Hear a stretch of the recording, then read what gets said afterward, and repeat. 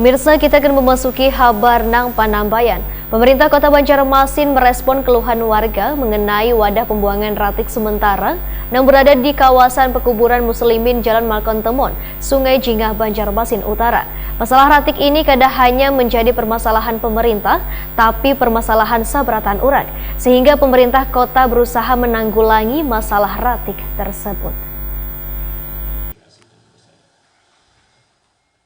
Pemerintah Kota Banjarmasin merespon keluhan warga mengenai wadah pembuangan ratik sementara yang berada di kawasan pekuburan Muslimin Jalan Malkon Temon, Sungai Jingah, Banjarmasin Utara. Lantaran wadah pembuangan ratik tersebut berdekatan dengan makam Pangeran Antasari. Sehingga terhitung mulai Minggu 15 November 2020, wadah pembuangan ratik dipindah ke belakang gedung Taekwondo Jalan Sultan Adam, Banjarmasin Utara. PT Wali Kota Banjarmasin Hermansyah Waitakuni Prima TV usai rapat di kantor DPRD Banjarmasin jelang tengah hari Senin 16 November 2020 mendahkan bila masalah ratik ini kadang hanya menjadi permasalahan pemerintah tapi permasalahan seberatan orang. Pemerintah kota berusaha menanggulangi masalah ratik tersebut. Banjarmasin yang hanya 97 km persegi ini, ujar Hermansyah, ternyata mengeluarkan ratik hampir 100 ton sehari, sehingga sangat sulit untuk mencari lokasi wadah pembuangan ratik sementara. Pemindahan wadah pembuangan ratik ke belakang gedung Taekwondo itu sifatnya hanya sementara sambil mencari lokasi baru.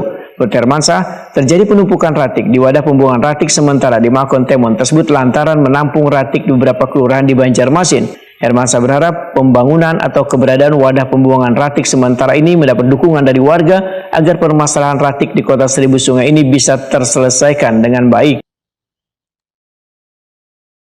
Yang dekat makam pahlawan itu kan beberapa kelurahan yang membuang di situ, karena kesulitan kita mencari tempat.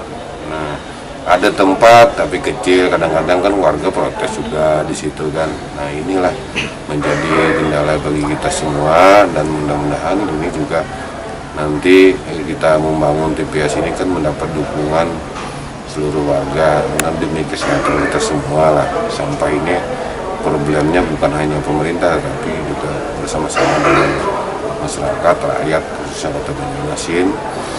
Nah, mungkin persoalan-persoalan ini kan apalagi musim hujan dan apa nih, sampah juga lebih banyak daripada hari-hari biasa.